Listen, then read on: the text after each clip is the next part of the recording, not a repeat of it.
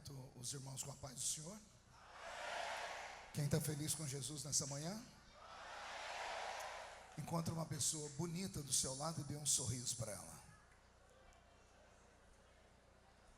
Ficou difícil? Se não tiver ninguém bonito aí embaixo, é só olhar aqui para cima, tá bom? Mas não é para mim não, é para o apóstolo Agenor, né? Abra sua Bíblia comigo então, no livro do Gênesis.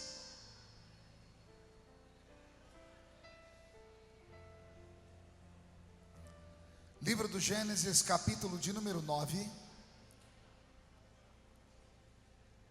Eu posso convidar você para estar em pé, em reverência à leitura da palavra? Gênesis, capítulo de número 9, versículo de número 20. Quem encontrou, diga amém. Está escrito assim: sendo Noé lavrador, passou a plantar uma vinha, e bebendo do vinho, embriagou-se e se pôs nu dentro da sua tenda. Cão, pai de Canaã, vendo a nudez do pai, fê-lo saber fora a seus dois irmãos. E então Sem e Jafé tomaram uma capa e puseram-na sobre os próprios ombros de ambos. E ambos, andando de costas, com o rosto desviado, cobriram a nudez do pai sem que a vissem. E despertando Noé do seu vinho, soube o que lhe fizera o filho mais moço, e disse: maldito seja Canaã, seja servo dos seus servos e a seus irmãos. E ajuntou e disse: bendito seja o Senhor Deus de Sem, e Canaã lhe seja servo. Engrandeça Deus a Jafé, e habite ele nas tendas de Sem, e Canaã lhe seja servo. Noé, passado o dilúvio, viveu ainda 350 anos, e todos os dias de Noé foram 950 anos, e morreu. Amém, igreja? Feche a Bíblia, coloque no banco, na cadeira, e pegue na mão da pessoa mais perfumada do seu lado.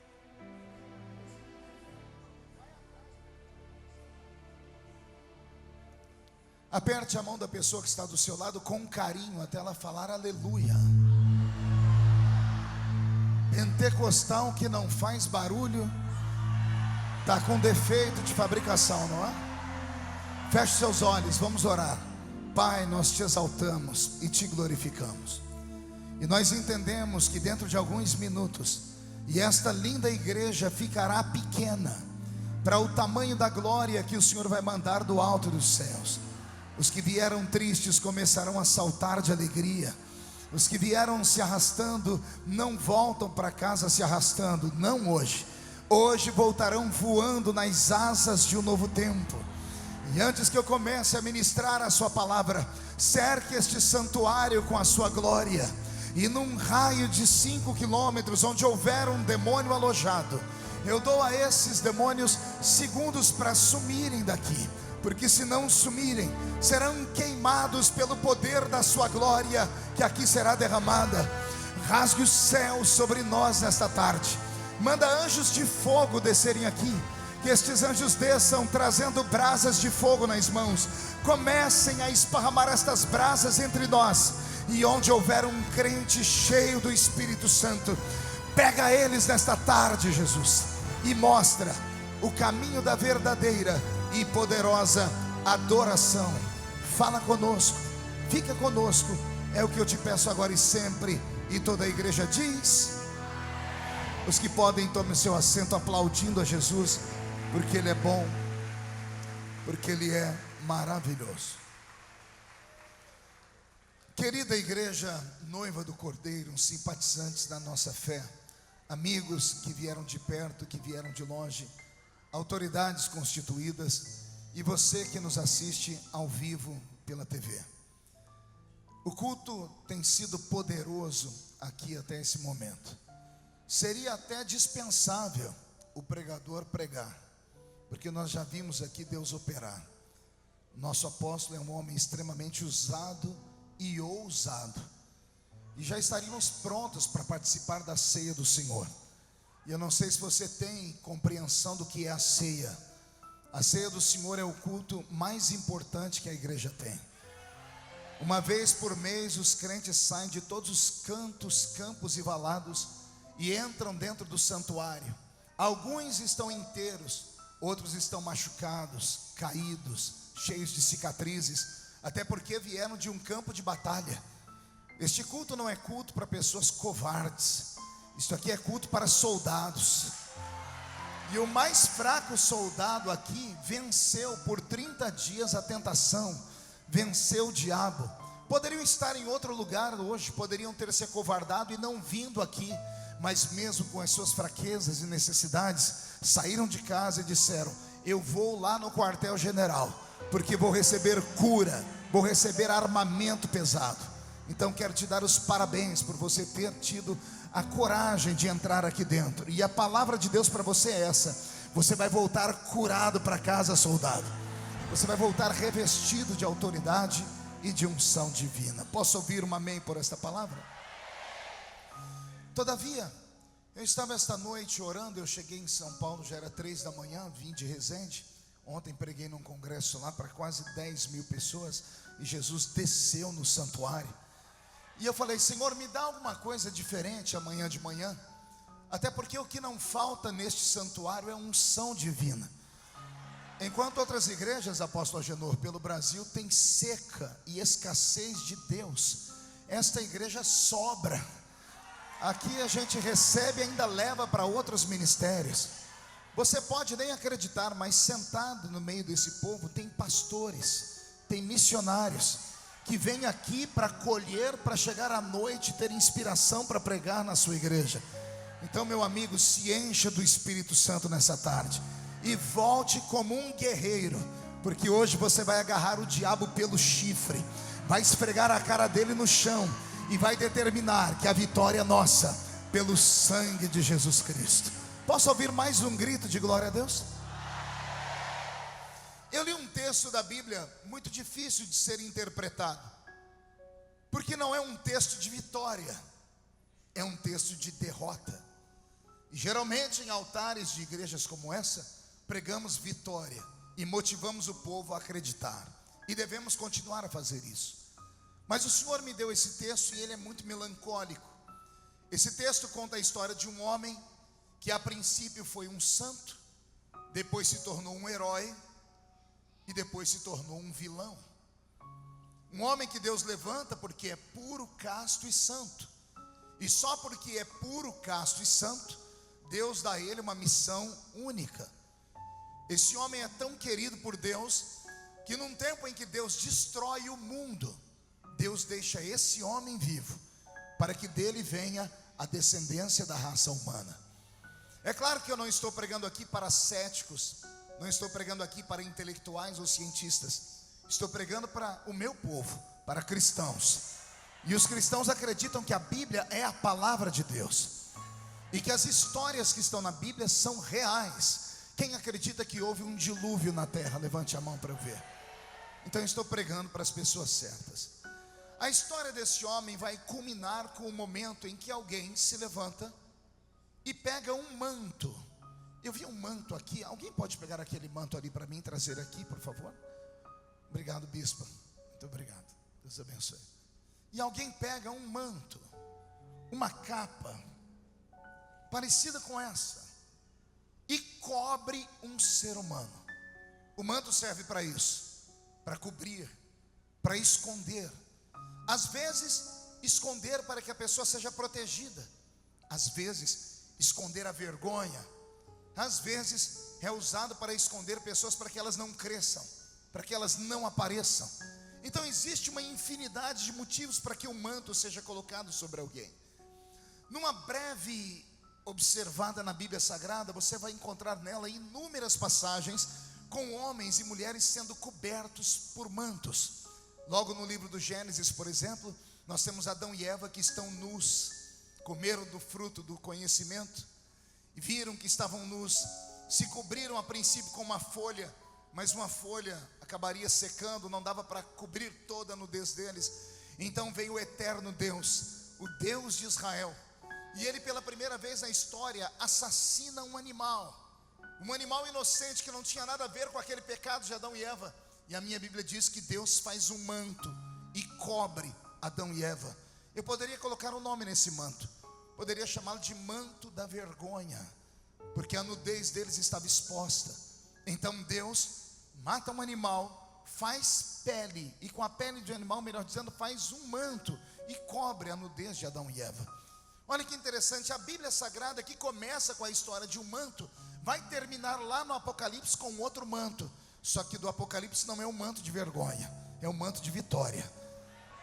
Esse manto do Apocalipse um dia será visto por toda a raça humana, porque a Bíblia diz que um dia, enquanto as TVs do mundo estiverem filmando a grande batalha do Armagedon, quando todos estiverem contra Israel, os cinegrafistas, como esse moço aqui, estará filmando, e de repente um contra-regra vai puxar o paletó dele e vai dizer: pare de filmar a batalha, filme o céu, foque nas nuvens, porque olha o que está acontecendo.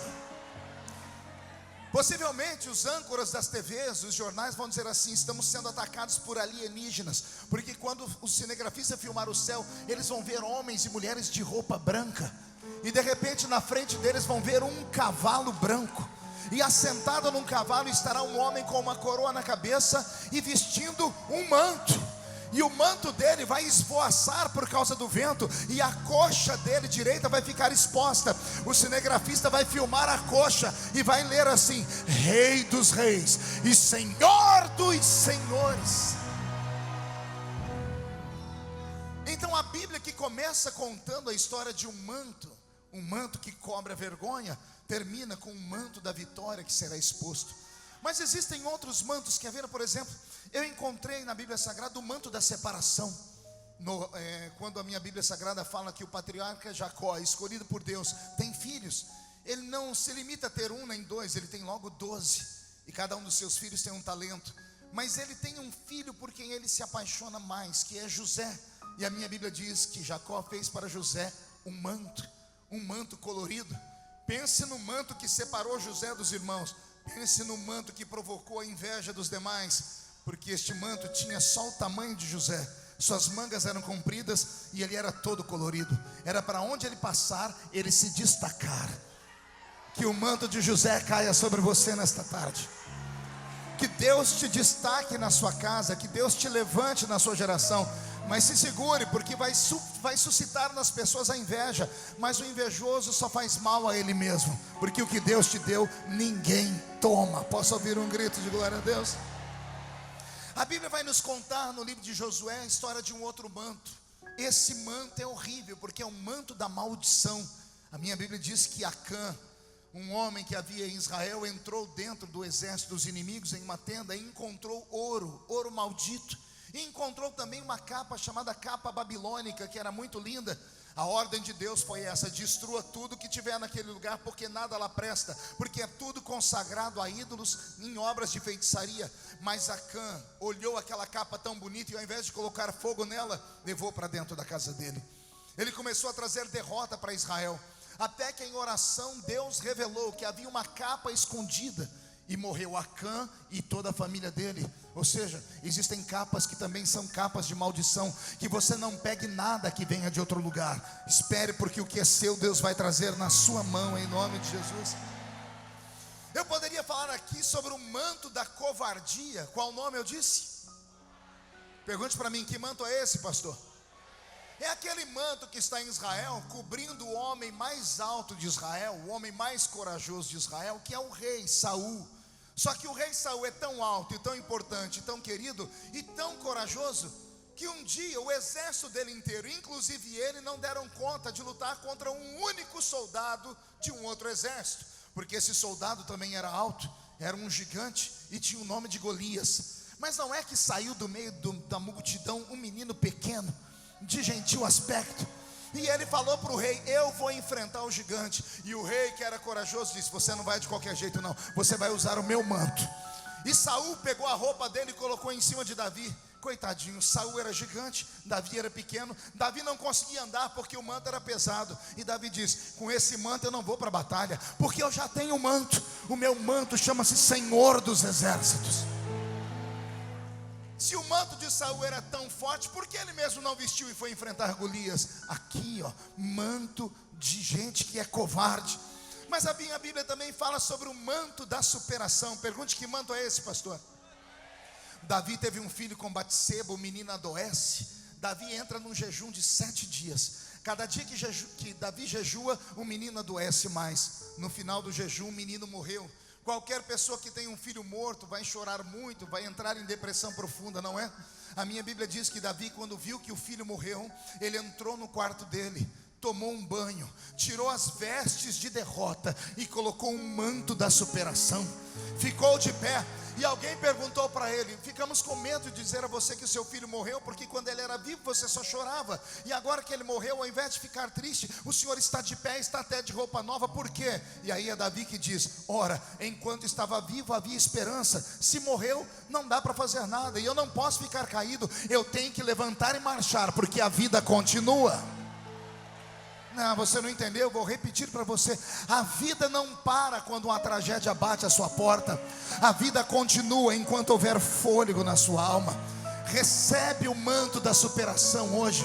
Ainda que o profeta não te revele, ainda que você não volte para casa com o milagre que você queria, não saia andando de ombros caídos por esta rua, porque se o milagre não chegar agora à tarde, ele pode chegar até a meia-noite, ou na calada da madrugada, ou durante a semana. Então supere, pise sobre o diabo e mostre para ele que nada para a sua fé.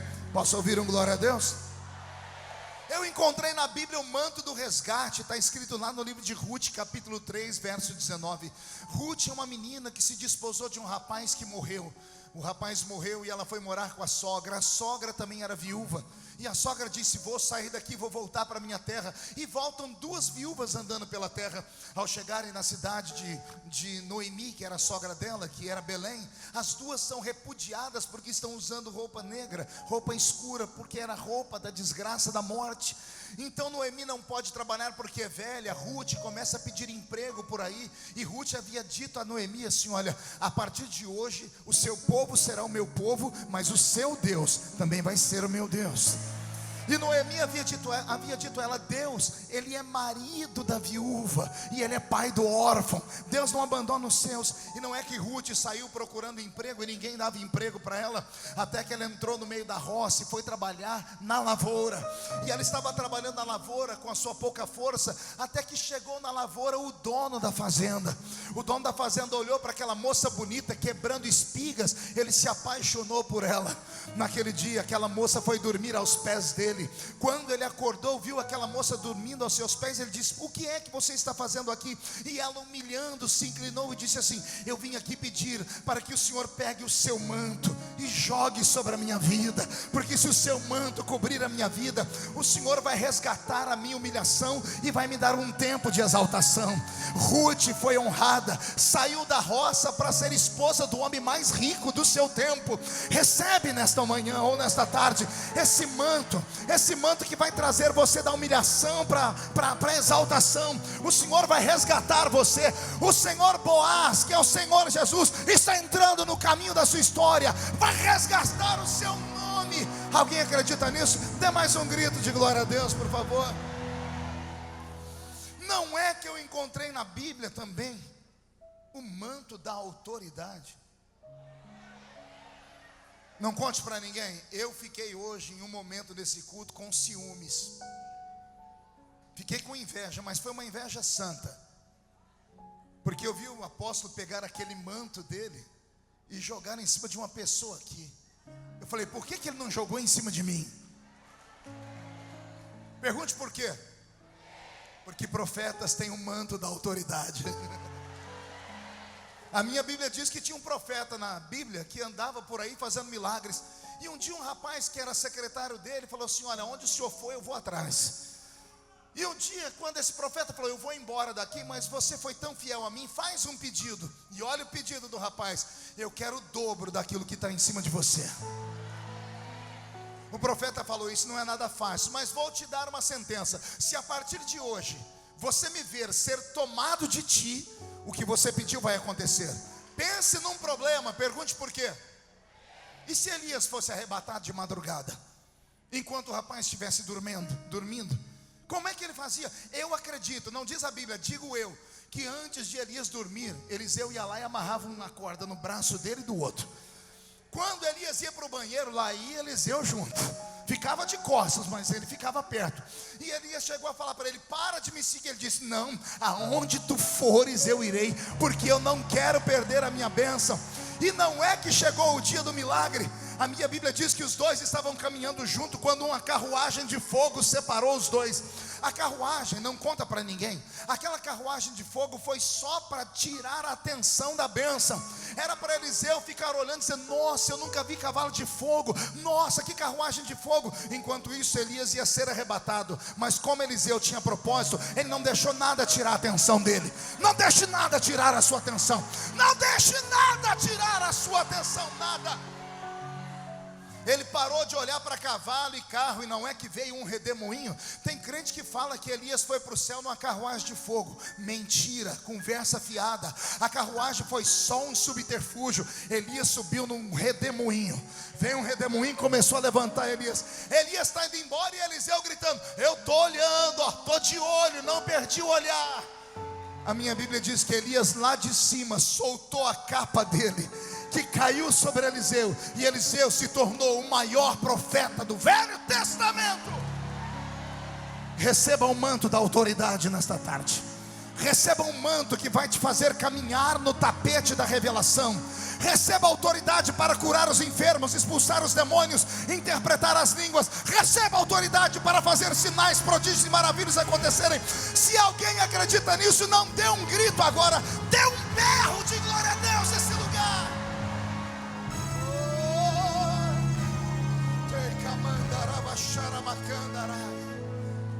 Eu não tenho tempo para falar sobre todos os mantos. Eu poderia falar sobre o manto da fé, que é um manto que estava sobre Bartimeu. Quem lembra do cego? Você nunca se perguntou por que quando Jesus chamou Bartimeu, a Bíblia diz assim: Bartimeu se levantou, pegou o manto que estava sobre ele e jogou fora. Por que é que ele jogou o manto fora? Por que ele jogou aquela capa fora? Só quem conhece a história vai entender. Só podia pedir esmola nas ruas da cidade quem tinha um alvará, porque aquela época era uma época em que não havia medicina avançada como hoje, e as pessoas eram extremamente doentes. Havia um lugar só para gente doente, que ficava do lado de fora da cidade. Era o Vale dos Rejeitados. Cegos, leprosos ficavam lá. Só andava na cidade quem tinha o manto. O manto era a autorização. Sem aquele manto não pedia-se esmola, ele podia ser preso. Mas quando Bartimeu gritou e mandaram ele calar, aí que ele gritou mais ainda. Quando o grito dele chegou no ouvido de Jesus, Jesus perguntou o que era, contaram a história. Jesus disse: traz o cego aqui. Aí alguém falou: ô Bartimeu, pode parar de gritar que Jesus vai te atender. A Bíblia diz: e Bartimeu ficou em pé e jogou a capa fora. Pergunte por quê. Ele falou: quem me deu essa capa foi o prefeito. Quem autorizou o prefeito foi o governador. E quem autorizou o governador foi o rei da cidade. Só que quem está me chamando agora é o rei dos reis. E o manto dele é mais forte do que os outros mantos. Recebe o manto da fé. Recebe o manto da fé nesta tarde. Eu poderia falar aqui sobre o manto da redenção, e para isso eu não tenho tempo, porque levaria umas 4 horas. Foi aquele manto que cobriram Jesus momentos antes dele ser crucificado. Brincaram com ele, chamando ele de rei. Botaram uma coroa de espinhos na cabeça e um pano vermelho sobre ele. Mesmo brincando, quando os soldados viram que Jesus morreu na cruz, o sol se escondeu, terremoto aconteceu, e viram um corpo de santos andando sobre a terra. Os soldados foram lá e pegaram aquele manto, apóstolo, que eles usaram de brincadeira, rasgaram em 4 pedaços e disseram: eu vou levar isso aqui para minha casa. Porque esse homem, a gente brincou que ele era rei, mas ele é verdade, o rei dos reis e senhor dos senhores. Eu poderia falar aqui sobre o manto do arrependimento. Pergunte para mim: que manto é esse, pastor? Você vai encontrar lá na epístola de Timóteo, na carta de Paulo a Timóteo. Paulo está em Roma, falta 30 dias para ele morrer decapitado, e Paulo começa a refazer a vida. Ele começa a fazer: quantas pessoas eu magoei, eu preciso me acertar porque eu vou morrer. E aí ele quer se acertar com uma pessoa, mas ele tem vergonha de falar com a pessoa. Então ele fala com um amigo dela e ele escreve: Timóteo, meu filho, eu deixei aí em Troas o meu manto. Eu esqueci aí a minha capa. Você pode trazê-la para mim, mas não traz sozinha não. Traz João Marcos. Traz o menino Marcos, porque eu quero falar com ele.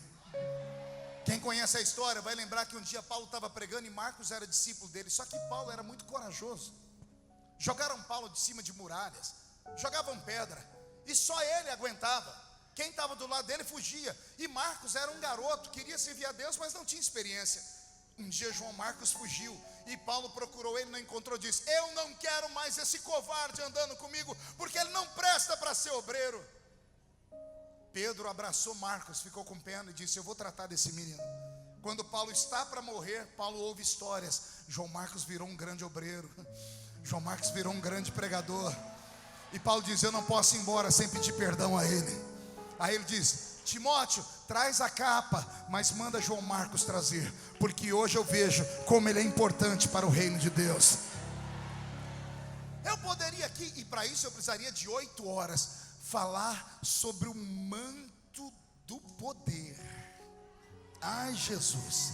Pergunte: que manto é esse, pastor? É aquele que está lá em Atos dos Apóstolos, quando Jesus disse assim: ficai em Jerusalém, até que do alto sejais revestidos de poder. E esse manto está sobre os pentecostais aqui hoje. Posso ouvir um pentecostal dar um grito de glória?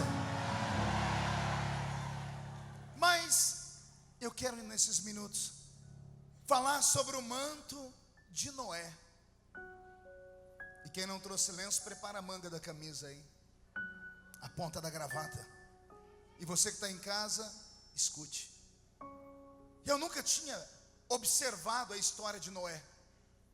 Eu sempre preguei sobre o dilúvio, sempre preguei sobre Noé, um homem santo. Mas eu sempre ficava com a garganta enroscada, como um espinho aqui, quando eu vi o meu herói Noé bêbado. Nossos heróis não podem encontrar uma criptonita. As pessoas em quem nós nos espelhamos não podem fracassar nunca.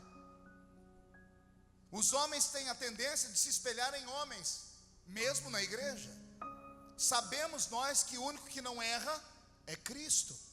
Por isso Jesus disse: olhem para mim, autor e consumador da sua fé, em quem não há dúvida e nem sombra de variação. Mas nós temos a tendência de nos espelhar em seres humanos. Noé sempre foi para mim um herói. Mas todas as vezes que eu lia: e Noé bebeu e ficou pelado, eu sempre evitei pregar sobre isso, porque, como eu disse no início, nós pregamos motivação, mas a história de Noé é uma história de derrota. Aí esses dias eu estava orando a Genor, e Deus falou comigo: você sabe por que Noé bebeu? Pergunte para o seu irmão se ele sabe. Porque jogar pedra a gente joga com facilidade. Eu estava na cama de um hotel, quando estava meditando sobre isso, eu abri a Bíblia e coloquei no peito. Eu falei: Senhor, me diz por que Noé bebeu. O Senhor disse para mim: feche os olhos e volte no tempo. E eu entrei naquele mundo antigo, Bispa Ingrid, e eu vi um mundo corrompido, virado de cabeça para baixo. Eu vi um mundo onde a Bíblia diz que a oração dos homens fedia. A oração que subia era mal cheirosa. Se a oração cheirava ruim, imagine o resto. Deus rejeitou a raça humana, e Ele disse: vou destruir o homem que eu criei. E por misericórdia Ele diz: se eu encontrar um justo na terra, a raça humana vai sobreviver. E Deus começou a procurar nos descendentes de Adão, e Ele entrou em uma tenda e encontrou um tal de Noé. Homem puro, temente, casto, bondoso. Diga comigo: bondoso. De novo, bondoso. Pela última vez, bondoso. Você já vai entender o porquê. Deus só deu a Noé a tarefa de construir aquela barca, aquela arca, aquele navio, porque ele era bondoso. A pregação de Noé não era ir para os púlpitos no meio da rua e dizer assim: o mundo vai acabar. Não. Quem quisesse saber que o mundo estava acabando tinha que ir lá ver Noé trabalhar.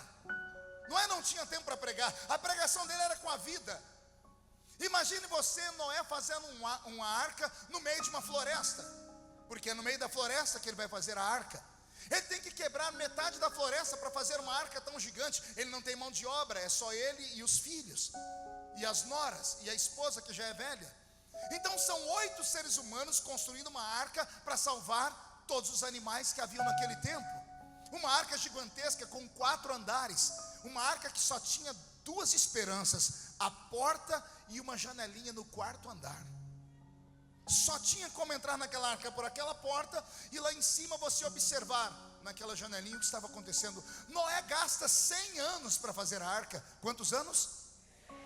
100 anos. E durante esses 100 anos as pessoas perguntavam: o que você está fazendo aí, Noé? Estou fazendo uma arca. Mas aqui, por que você não constrói na beira do mar, do rio? Não, porque vai cair chuva.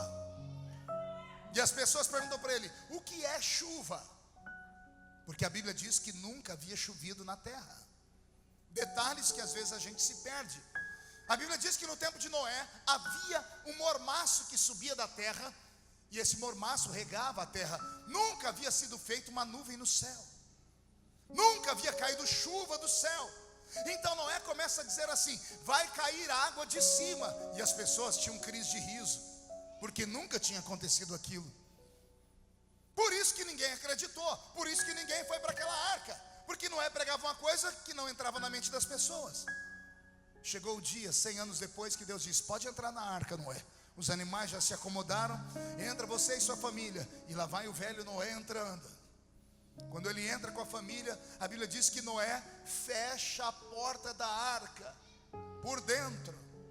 Por onde? Aí a Bíblia diz assim: e veio o anjo do Senhor. E veio o anjo do Senhor e fechou a arca pelo lado de fora. Noé fechou por dentro. Se ele fechou por dentro, já está bom, sim ou não? A água não entra, sim ou não? Pode chover à vontade, sim ou não? Mas por que o anjo foi lá e fechou a arca por fora? Eita, que uma irmã gritou aí. Fechou a arca por fora porque Noé era bondoso. Pergunte: o que tem a ver isso, pastor? Quando o primeiro relâmpago rasga o céu, a raça humana inteira olha e pergunta: o que é isso? Nunca tinha chovido, nunca tinha relâmpago, nunca tinha ouvido um barulho. O relâmpago sai porque o relâmpago antecede o trovão. A luz é mais rápida do que o som, por isso o relâmpago. Após o relâmpago, um estrondo. E os seres humanos começam a olhar para o céu perguntando: o que é isso? As nuvens começam a rolar. Nuvens clarinhas, brancas, vão tomando uma cor acinzentada. Uma nuvem quente com uma nuvem fria se chocam. Mais barulho, mais relâmpagos. E começa a cair água do céu. As primeiras gotas de água que caíram e molharam o corpo das pessoas, começaram as pessoas a falar: será que o velho estava certo?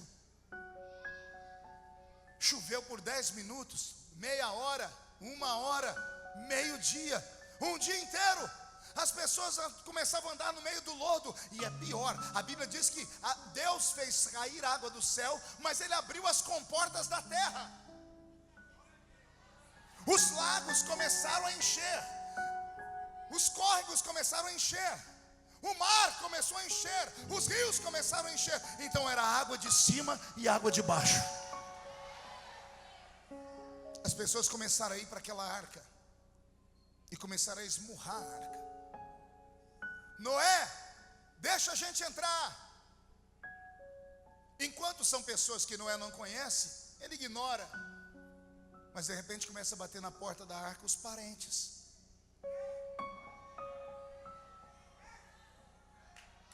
Noé, sou eu, sua tia, Noé. Sou eu, seu primo, Noé. Noé, abre a arca. O coração de Noé começa a apertar, mas ele não abre a arca. A arca sai do chão e se levanta. e começa a chacoalhar. A família de Noé toda vai para aquela janelinha no quarto andar e começa a olhar para fora. E eles começam a ver pessoas subindo em cima das árvores, pessoas correndo para o alto das montanhas, e a arca vai se elevando. Os que estão tentando nadar se agarram na arca e gritam: Noé! Enquanto eram os parentes e os amigos, Noé deixou de lado. Mas de repente Noé começa a ouvir grito de crianças. Tio Noé, sou eu, deixa eu entrar. O grito das crianças aperta o coração do velho. O velho vai para a porta da arca, ele abre a porta por dentro, mas está trancada por fora. Noé entra em desespero dentro da arca, porque daqui a pouco ele começa a ouvir outro grito que não é voz de criança. Pergunte: era o quê? Choro de bebês. Noé olha pela janelinha e vê mamães com seus bebês, mamães afundando e levantando os bebês bem alto, os bebês se afogando. O mais vil dos homens abriria aquela arca. Imagine o mais bondoso deles. Choveram 40 dias e 40 noites. Houve 40 dias e 40 noites sem dormir. Noé nunca mais foi o mesmo, Agenor. Ficou 1 ano dentro daquela arca. Quando a arca estacionou lá no Monte Ararat, quando ele desceu, o mundo estava mais bonito, estava vazio. Pense no mundo assim, ó. Silêncio.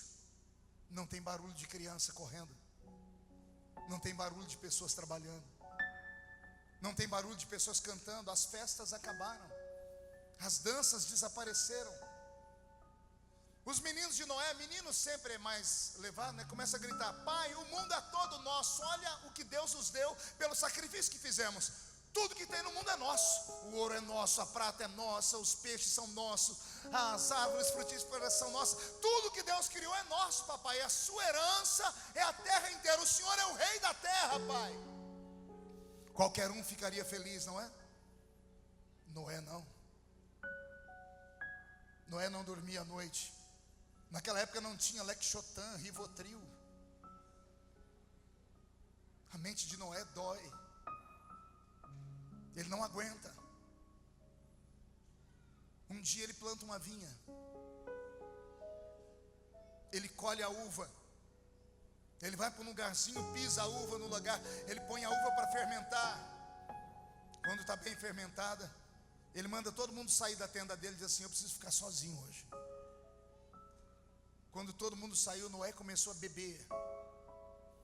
E bebeu. E bebeu até perder a noção.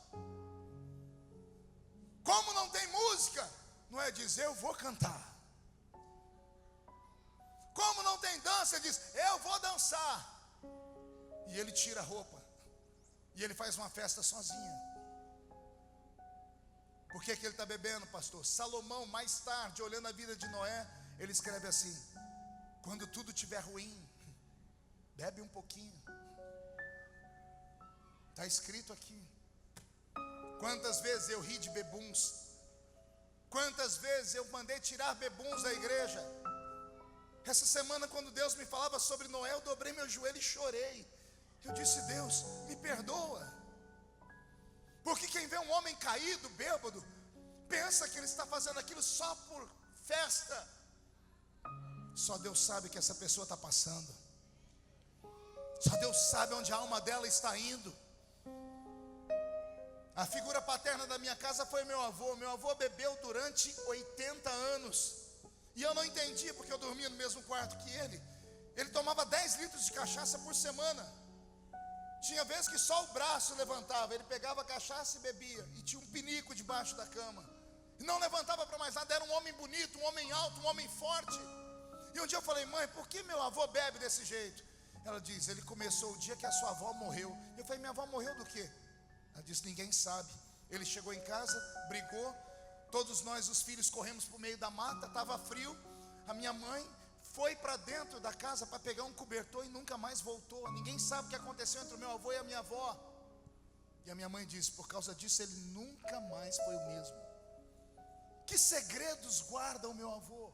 Guardavam. Que segredos fazia esse velho deixar de viver para ficar agarrado a 1 litro de cachaça?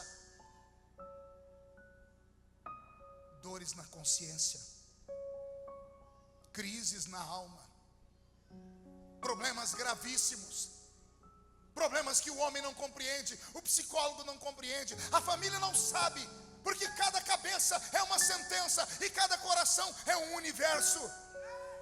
Muitos deram glórias a Deus e saltaram, mas você percebeu que tem alguém do seu lado que não abriu a boca por nada? E eu, como pentecostal, já logo já ia espancar. Não deu glória a Deus porque é frio, porque está em pecado. Não é. Só Deus sabe onde essa pessoa está. Só Deus sabe o que ela deixou dentro de casa. Só Deus sabe a violência. Só Deus sabe porque você que está em casa não veio no culto hoje. Só Deus sabe porque você se trancou e está deitado nessa cama. Só Deus sabe porque que você que é crente, salvo em Jesus, não foi à ceia hoje. Só Deus sabe porque você disse: nem à noite eu vou. Aí você estava zapeando a televisão. Como ninguém te vê, aquele lá em cima que nunca deixa de te ver. Aí ele trouxe esse pregador, fez esse pregador ficar aqui até agora, porque eu ia pregar meio-dia, mas eu aprendi a não brigar com Deus mais. É porque, Agenor, era nessa hora que a pessoa ia ligar a televisão. É por sua culpa que eu estou pregando agora. O Senhor me trouxe aqui só para te dizer: calma, vai passar. Não há dor que dure para sempre.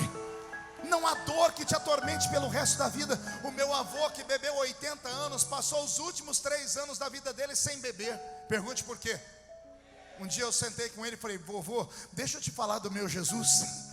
O meu Jesus cura, Ele perdoa, Ele apaga o passado, Ele faz isso, Ele faz aquilo. Meu avô sentou na cama, olhou para mim e disse: será que Ele me aceita? Eu disse: vô, Ele te aceita agora. Meu avô botou a mão no coração, nunca foi numa igreja, nunca foi batizado nas águas, mas entregou a vida dentro daquele quarto. Passou 3 anos sem beber. Foi para o céu, chegou lá cheirando fumaça. Mas que entrou no céu, ele chegou entrando. Pergunte por quê. Só responde se todo mundo perguntar por quê. Só chegou perto do céu porque eu fiz com meu avô diferente do que aquilo que fez o primeiro filho de Noé.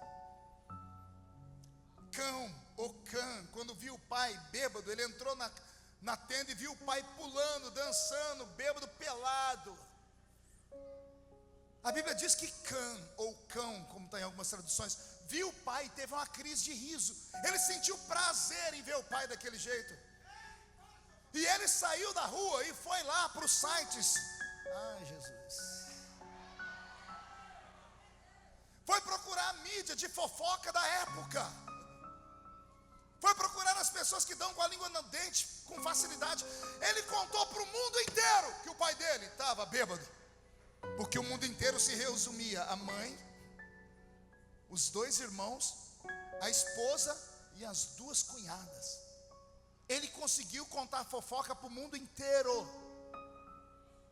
Ele não conseguiu guardar e ver aquela desgraça. Ele saiu contando para todo mundo. Ele riu, ele disse: esse aí é o herói, esse aí é o homem de Deus. Se meu pai é assim, eu posso fazer qualquer coisa. Que homem é esse? Pecou, se desgraçou, bebeu. O filho nunca perguntou: pai, por que o senhor bebeu, pai? Noé não tinha com quem desabafar. Noé não tinha com quem contar. Ele não podia chamar a esposa e falar: eu carrego dores, e eu não posso jogar a culpa em Deus, porque foi Ele que fechou a arca. Mas eu carrego dores, porque eu vi crianças morrerem, eu vi bebês morrerem, eu vi meus parentes morrerem, e eu não pude fazer nada. Ele não tinha com quem conversar. Cão saiu contando para todo mundo. Agora respire fundo. Vem cá, pastor, me ajude aqui. Pega de um lado aqui. Fica assim para frente como eu estou. Quando Cão contou para os 2 irmãos, Sem e Jafé, que o pai estava daquele jeito dentro da tenda, a Bíblia diz que Sem e Jafé pegaram um manto. Fica do jeito que nós estamos aqui. A tenda estava aqui. Olha como eles foram para a tenda. De costa.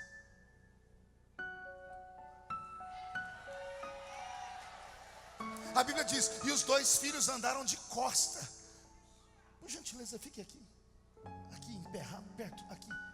Eles entraram na tenda, abriram a tenda e entraram de costa. E um falando, pô, não olha não, não olha não. Chegaram aqui perto e sentiram o corpo do pai. Não olha. Vem, traz o manto. Cobre o pai, cobre o pai, cobre o pai. Abraça o pai, abraça o pai. O Senhor está bêbado, mas é nosso pai. O Senhor é nosso pai. Eu me emociono, porque está faltando filhos assim. Está faltando gente assim na igreja, que quando vê o outro caído, ao invés de falar para todo mundo, ir lá e falar: levanta, irmão, vou te ajudar. Levanta, eu vou te socorrer. Está faltando filhos para cobrir a nudez do pai.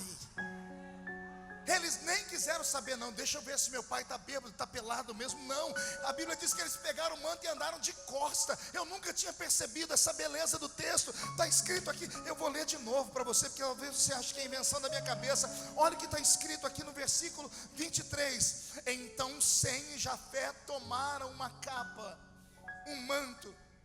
Olha aí. Então tomaram Sem e Jafé uma capa, puseram sobre ambos os seus ombros, e indo virados de costa, e cobriram a nudez do pai. Os seus rostos estavam virados, de maneira que não viram a nudez do pai. Eles não quiseram saber se era verdade ou se era mentira.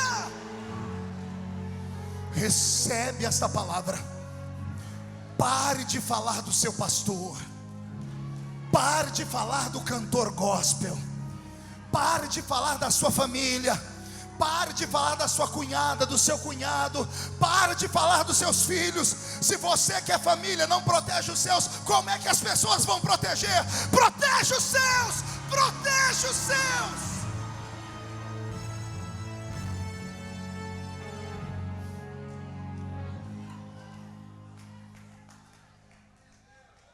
O manto de Noé tem nome.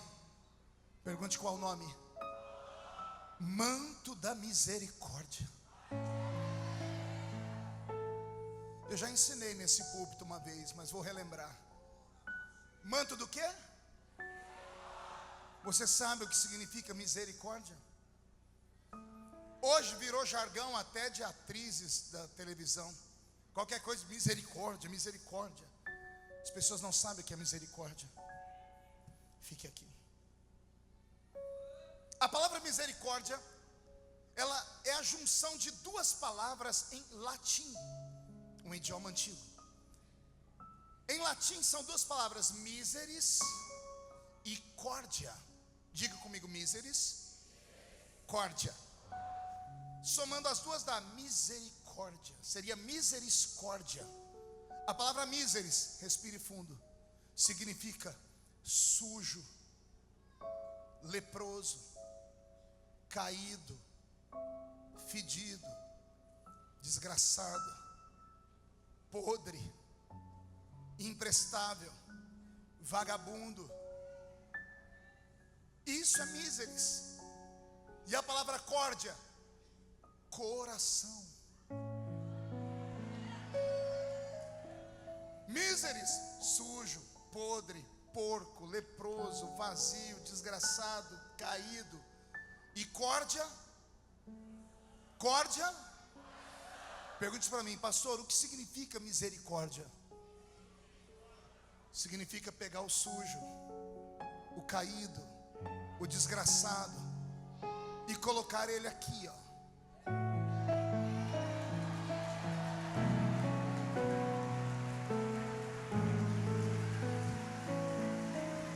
Misericórdia é assim, me abraça, me põe no coração, Deus. Isso é misericórdia. Todas as vezes que alguém grita misericórdia, ele está dizendo: Deus, eu não presto, eu não valho nada, ninguém me abraça. Me põe no seu coração. Como o coração está aqui, Deus faz assim: vem cá.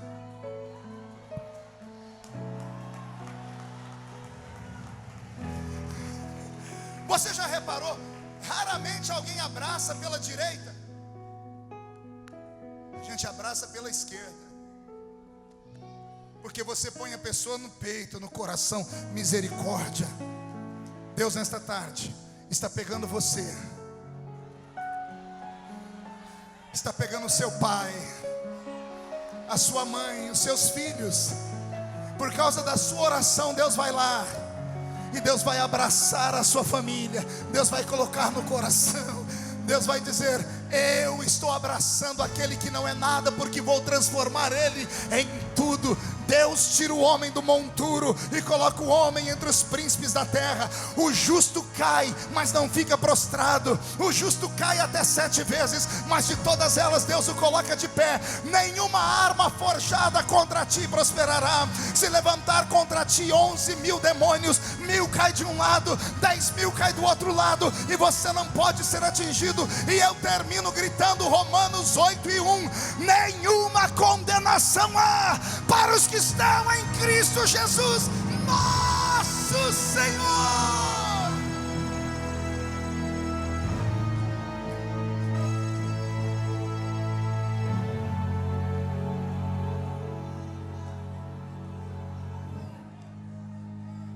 Quando eu chegar no céu, depois que ver Jesus, encontrar o meu filho e meu pai que foram antes de mim, eu vou sair correndo por aquelas ruas e vou procurar Noé.